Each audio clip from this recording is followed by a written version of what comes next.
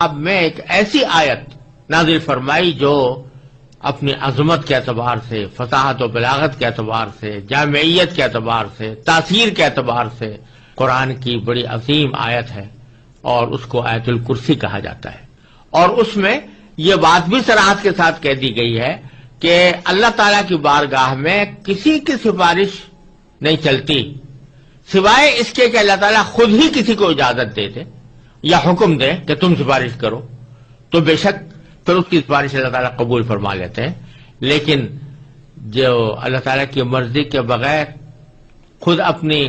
خواہش اور اپنی مرضی کے مطابق کوئی آدمی جا کر سفارش کرنے لگے تو اللہ تعالیٰ کے ہاں اس سفارش کا کوئی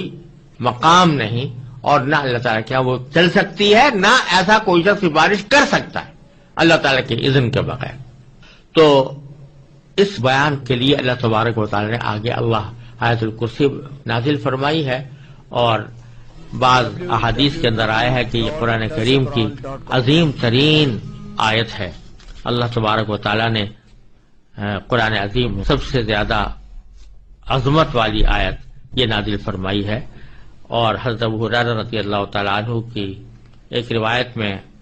رسول کریم صلی اللہ علیہ وسلم کا یہ ارشاد منقول ہے کہ سورہ بقرہ میں ایک آیت ہے جو سیدۃ آیات القرآن ہے، یعنی قرآن کریم کی آیات کی سردار ہے، اور اس میں یہ بھی مذکور ہے کہ جس گھر میں وہ پڑھی جائے شیطان اس سے نکل جاتا ہے۔ اور سنن نسائی کی ایک روایت میں ہے کہ رسول اللہ صلی اللہ علیہ وسلم نے ارشاد فرمایا کہ جو شخص ہر نماز فرض کے بعد آیت الکرسی پڑھا کرے تو اس کو جنت میں داخل ہونے کے لیے موت کے سوا کوئی چیز مانع نہیں ہوگی، یعنی موت کے بعد فوراً وہ جنت کے آثار